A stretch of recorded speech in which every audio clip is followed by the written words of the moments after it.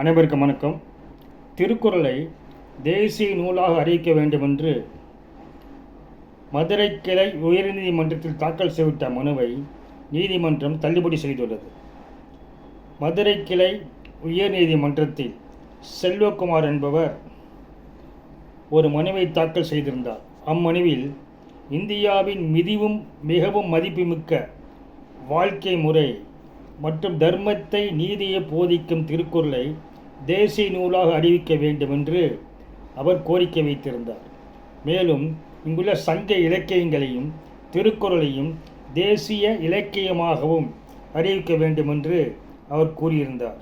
ஏனெனில் இந்தியாவிற்கான எத்திக்ஸ் என்ற உயர்ந்த வாழ்வியல் முறையை திருக்குறள் கொண்டுள்ளதால் அந்த திருக்குறளையும் நாம் தேசிய நூலாக அறிவிக்க வேண்டும் என்று அவர் மனு தாக்கல் செய்திருந்தார். இந்த மனுவானது நீதிபதிகள் ஆர் சுப்பிரமணியம் மற்றும் நீதிபதி விக்டோரியா கௌரி முன்னிலையில் விசாரணைக்கு வந்தபொழுது இது ஒரு அரசின் கொள்கை முடிவு, இது ஒரு நீதிமன்றத்தின் முடிவுக்குள் வராது என்பதை தெளிவுபடுத்தினார்கள்.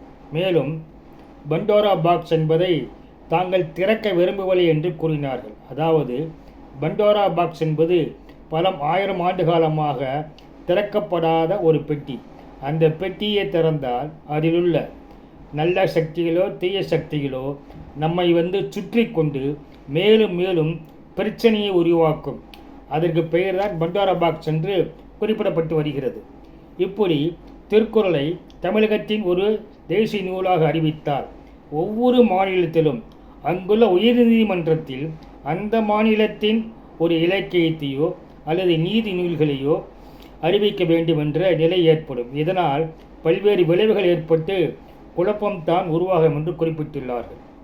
அதுவும் இந்தியாவில் பல மொழிகள் பேசும் மக்கள் இருக்கிறார்கள், பல மதங்களை பின்பற்றும் மக்கள் இருக்கிறார்கள், பல பண்பாடு பல நூல்கள் இந்தியாவில் உயர்வாக கருதப்படுகின்றன. இந்த நிலையில் திருக்குறளை தேசிய நூலாக அறிவித்தால் ஒவ்வொரு மாநிலத்திலும் உள்ள இதிகாசங்கள் அல்லது அந்த மாநிலத்தில் உள்ள நீதி நூல்களையும் தேசிய நூலாக அறிவிக்க வேண்டிய கட்டாய சூழ்நிலை உருவாகும். எனவே இப்படிப்பட்ட சூழ்நிலையில் திருக்குறளை தமிழகத்திற்குள் மட்டும் கட்டுப்படுத்த இந்த நீதிமன்றமானது விரும்பவில்லை. அதே நேரத்தில் குழப்பத்தை உருவாக்குகின்ற வகையில் நாங்கள் பண்டோரா பாக்ஸை திறக்க விரும்பவில்லை என்று நீதிபதிகள் குறிப்பிட்டு இந்த மனுவை தள்ளுபடி செய்தனர். அது மட்டுமல்லாமல் அதே மனுவில் இந்தியாவில் உள்ள சங்க இலக்கியங்களையும் இந்தியாவின் தேசிய இலக்கியங்களாக அறிவிக்க வேண்டும் என்ற கோரிக்கையும் அந்த மனுவில் இருந்தது. அது மட்டுமல்லாமல் பாராளுமன்ற வளாகத்திலும் திருவள்ளுவர் சிலையை வைக்க வேண்டும்.